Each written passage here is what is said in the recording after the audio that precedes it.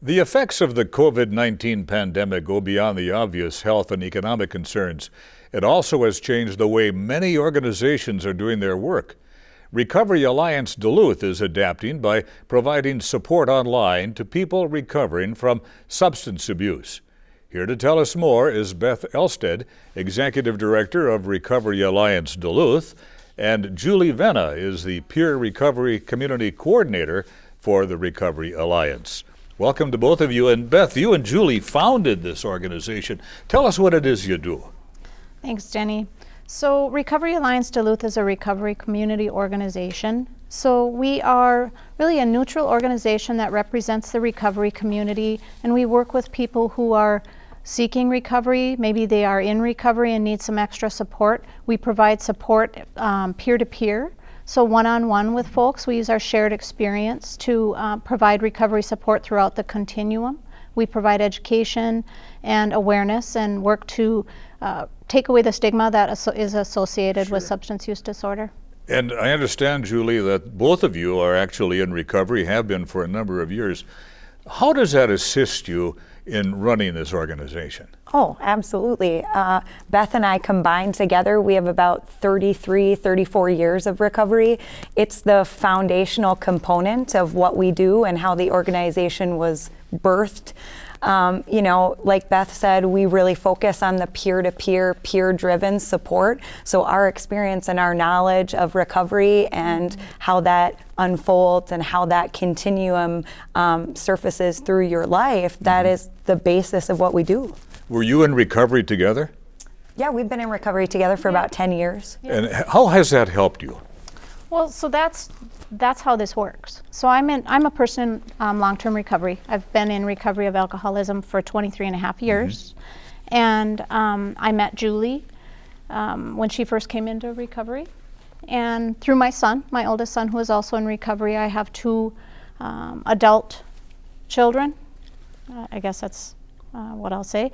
Brian, we lost him to suicide about 6.5 years ago when he was in recovery. That's how I met Julie. So we support each other. We use our experiences to support each other. And just when you connect with somebody who has a similar experience to you, I think about my son losing him to suicide, and I can talk to somebody who's lost their child in a way that I can't talk to somebody else. It's the same for us in recovery. Now, due to COVID-19, you have moved to the internet. Has that helped or hindered?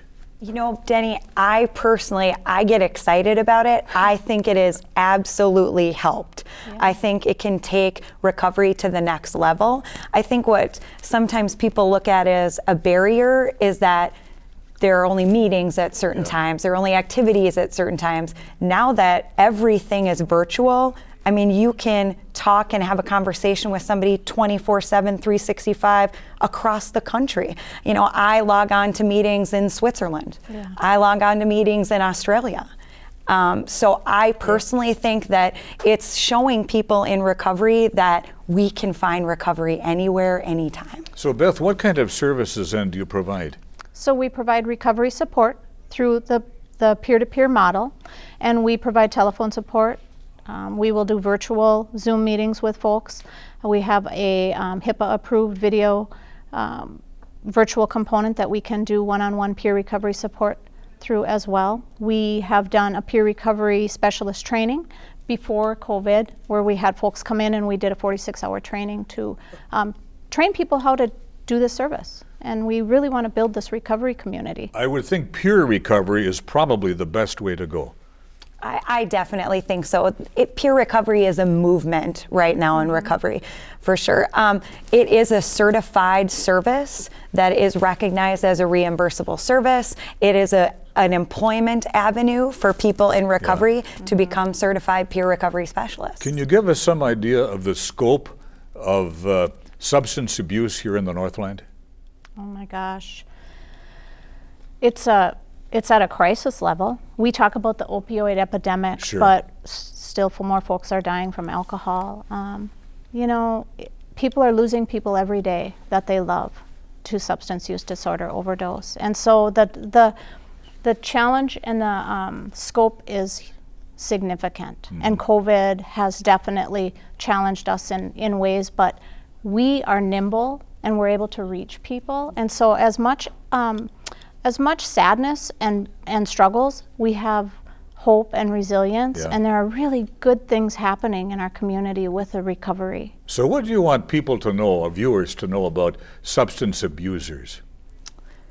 I think that, we're all people. We all come from families. Absolutely. We all come from all walks of life, and we're just people that have maybe made some bad choices and had some bad experiences and need to find our way. And we find our way through new experiences and new hopeful connections with people. And I think that's really exciting, and that's something that we definitely can provide. What leads an abuser to seek help? I think that's individualized. I really do. I feel like people need to be wherever they are in their life. There needs to be some sort of willingness for them, or some sort of connection that they're looking for. Yeah, I think connection. Absolutely. Is key. Yeah, and the other thing I just want to mention is so I'm a person in recovery. So we often talk about people that they're a substance abuser. What we really try to reinforce is how we're talking to people. Yeah. So I'm a person in recovery, a person who you might say is a substance abuser, Sure. is a person experiencing substance use. So it separates the person Yeah. and the health issue. So in about 15 seconds, how can people get a hold of you? Oh my gosh. We have a phone number, 218-576-6005. We can be reached at our website, www.recoveryallianceduluth.org. Facebook, Absolutely. Julie's on Facebook, Instagram, and we are known throughout the community. Good. Keep doing what you're doing. Thank And you. thank you both for being here. Thanks for having you. us. You bet.